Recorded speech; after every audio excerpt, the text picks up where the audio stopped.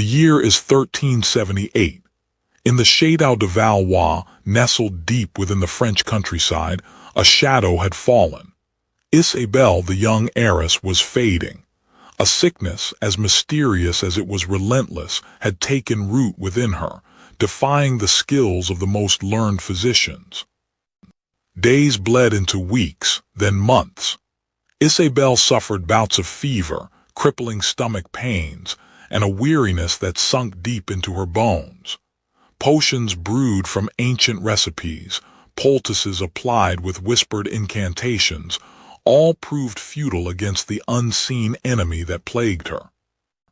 Dr. Armand, the most respected physician in the region, wrung his hands in despair. He had bled her, purged her, and administered every known remedy. Yet Isabelle only grew weaker. He confessed to the de Valois family that he was at a loss. Lord de Valois, a man of unwavering faith, turned to the heavens. He spent countless hours in the family chapel, praying for his daughter's recovery. He offered generous donations to the church, hoping to earn divine favor, but Isabelle's condition remained unchanged. Lady de Valois, Isabelle's mother, sought solace in folklore and old wives' tales. She consulted with wise women and healers, desperate for any glimmer of hope. They spoke of charms, amulets, and forgotten remedies, but none brought lasting relief. The de Valois family convened a council.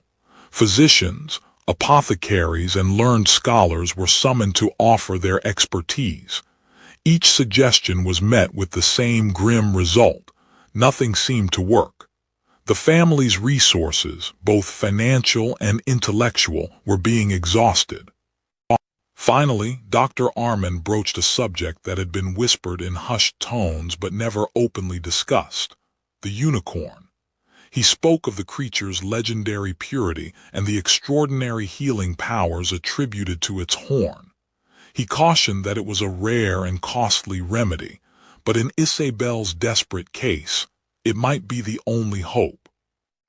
Lady de Valois scoffed, calling it a fanciful myth, a remedy for fools. But Lord de Valois, seeing his daughter's life slipping away, clung to the idea with unwavering determination. If there was even a chance, however slim, he would pursue it. Unbeknownst to Isabelle, her fate was being decided. She lay in her sickbed, unaware of the desperate measures her family was contemplating. She had lost hope and accepted her impending demise. Lord de Valois began to make inquiries. He dispatched messengers to distant lands, seeking information about reputable merchants who traded in exotic goods, particularly those rumored to possess fragments of unicorn horn. He was prepared to pay any price, to travel to the ends of the earth if necessary. Word spread throughout the land. The de Valois family sought a unicorn horn. Merchants, traders, and charlatans alike pricked up their ears, sensing an opportunity for immense profit. The hunt had begun. "I will not stand idly by while my daughter fades away," Lord de Valois declared, his voice resonating with unwavering resolve. "We will find a unicorn horn, no matter the cost. Isabelle's life depends on it." Isabelle's fever flared with the news. A merchant, a certain Lorenzo from Genoa, claimed to possess a fragment of unicorn horn. Hope, fragile as spun glass, flickered within her. The bargaining was fraught. Lorenzo, the merchant, demanded a king's ransom. Isabelle's father, Lord Valois, balked. The price was exorbitant, nearly bankrupting the family. "Father, please," Isabelle pleaded, her voice weak but firm. "What is wealth compared to life? If this horn offers even a sliver of hope, we must seize it." Lord Valois hesitated. He knew Lorenzo's reputation preceded him, a shrewd, unscrupulous dealer known for exaggerations and half-truths. But his daughter's eyes, filled with such desperate hope, broke his resolve. Meanwhile, Brother Thomas pored over ancient texts, researching the history of supposed unicorn horns. He sought to understand the origins of this fervent belief, sifting fact from fanciful tales. Jean, the apothecary, heard whispers of the Valois family's purchase. He knew the dangers of false remedies, the desperation that fueled the trade in fake unicorn horn. It troubled his conscience deeply. The deal was struck. Lord Valois paid the exorbitant sum, emptying the family coffers. The cost of hope was steep. Lorenzo presented the horn, a small, unremarkable fragment, its authenticity questionable. Yet in Isabel's eyes it shone with a radiant light. Clutching the fragment, Isabel prayed. She placed all her faith in the horn's power, clinging to the hope that it would restore her to health. Her mother watched, her heart heavy with worry. She saw the hope in Isabel's eyes but feared it was a false dawn. The risk was great, the potential disappointment devastating. Brother Thomas pondered the implications of this trade. The desperation for cures, the willingness to believe, it all fueled a dangerous market built on deception. Jean knew that Isabel's story was not unique.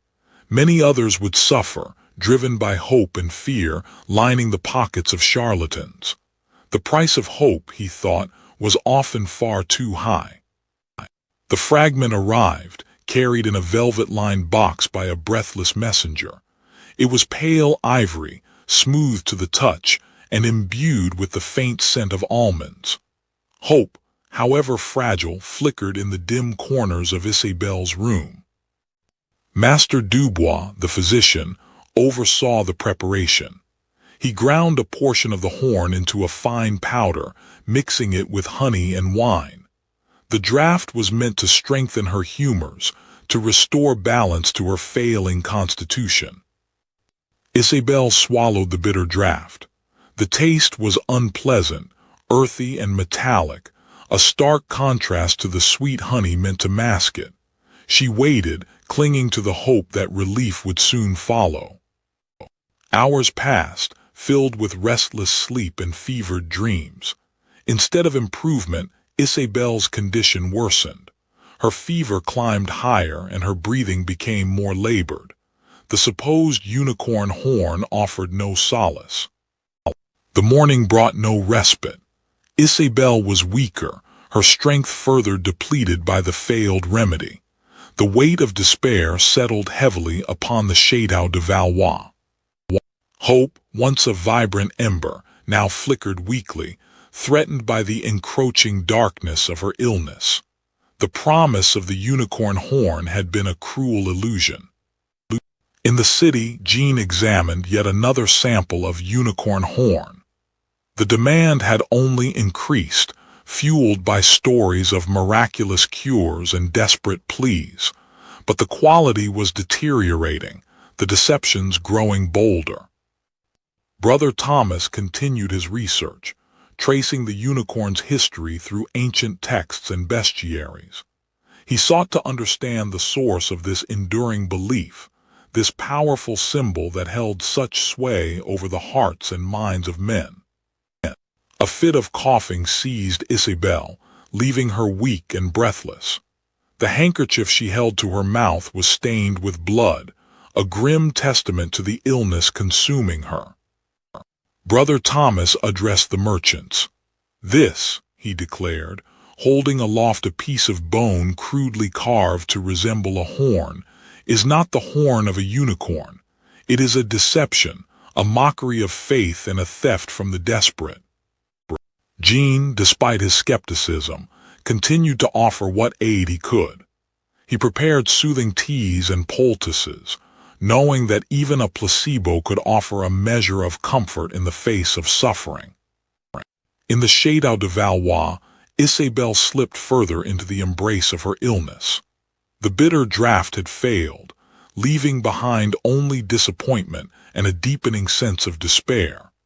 The quest for the unicorn's horn had led only to a dead end, a stark reminder of the limitations of hope and the harsh realities of medieval medicine. Brother Thomas, armed with irrefutable evidence gathered from his investigation, cornered Lorenzo. He presented documents proving the unicorn horn was, in fact, walrus tusk, cleverly disguised and peddled under false pretenses. The air crackled with accusation and the fear of exposure. News spread like wildfire through the city. Several patients who had ingested the unicorn horn remedy Jean sold suffered severe reactions. Jean, horrified by the unintended consequences of his actions, battled with remorse and the urgent need to find a way to undo the harm he had caused. Confined to her chamber, Isabel, weakened and frail, had learned of the exposure of the false unicorn horn. The news, strangely, brought a sense of peace. She realized that the true cure lay not in mythical objects, but in acceptance and the love of those around her. Lorenzo, desperate to escape justice, implicated his partners in crime. Brother Thomas, undeterred, faced the men, his voice ringing with righteous indignation. He condemned their greed and their exploitation of vulnerable people, emphasizing the importance of truth and honesty. Driven by guilt, Jean tirelessly worked to find a cure for those afflicted. He consulted ancient texts, experimented with different ingredients, and sought the advice of other apothecaries, hoping to mitigate the damage caused by the spurious horn. Isabel, despite her weakening condition, found solace in documenting her experiences. She wrote of her initial desperation, her fleeting hope, and her eventual acceptance, reflecting on the power of human connection and the beauty of the natural world. Brother Thomas, addressing the public, detailed his investigation into the fraudulent unicorn horn trade. He revealed the merchants' deceitful practices and cautioned against blind faith, advocating for critical thinking and the pursuit of genuine knowledge. After days of tireless work, Jean developed a potion that alleviated some of the symptoms caused by the false unicorn horn. He went from house to house, administering the remedy and offering comfort to those in need.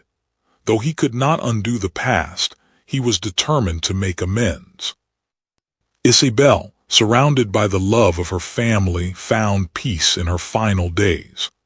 The quest for the unicorn horn had ultimately led her to appreciate the simple joys of life and the profound importance of human connection. Brother Thomas continued his scholarly pursuits, forever marked by his encounter with the unicorn phenomenon. He wrote extensively on the dangers of blind faith and the importance of seeking truth through both reason and spiritual reflection. Jean, forever humbled by his experience, approached his trade with a newfound sense of responsibility. He became known for his honesty and integrity, earning the trust of the community he served. The scar on his arm served as a constant reminder of the importance of vigilance and ethical practice. Though Isabel's life was cut short, her story became a testament to the enduring human spirit and the transformative power of acceptance. The quest for the unicorn horn, in its futility, revealed profound truths about faith, reason, and the enduring strength of human connection. The revelation of the false horn brought a strange calm to Isabel. The fever had subsided, but something deeper had shifted within her. The desperate grasping for a miraculous cure gave way to a quiet acceptance. Brother Thomas pondered the ease with which people embraced the myth.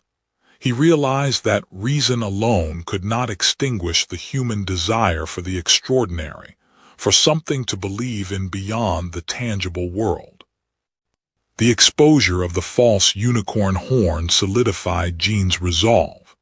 He vowed to source his ingredients more carefully, to learn from reputable scholars, and to provide only the most trustworthy remedies, even if they were less profitable. Isabel, now feeling better, turned her attention to the natural world around her. She began studying the properties of local herbs, finding a different kind of healing in the earth itself.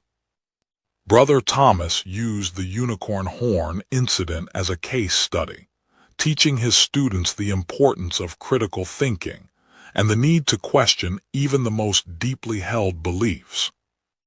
Jean collaborated with local physicians, seeking to understand the underlying causes of illnesses rather than relying solely on superstition. He aimed to blend traditional knowledge with emerging medical insights.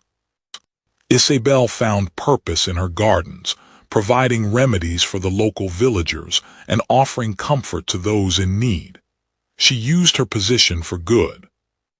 Brother Thomas, while still skeptical of miracle cures, recognized the potential of natural remedies.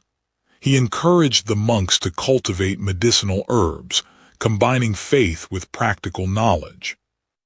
Jean built a reputation for honesty and integrity. People trusted his remedies because they knew he was committed to providing genuine and effective treatments. Isabel's health improved gradually, not through a miraculous cure, but through a combination of proper care, healthy living, and a renewed sense of purpose. Brother Thomas understood that while reason was a powerful tool, faith and hope played an equally important role in the human experience. He learned to respect the power of belief, even when he questioned its basis. The allure of the unicorn persisted, its image woven into tapestries and illuminated manuscripts. Though its horn may not have been the panacea people once believed, the unicorn remained a symbol of purity, hope, and the enduring human quest for something extraordinary, a dream that lived beyond reason and truth.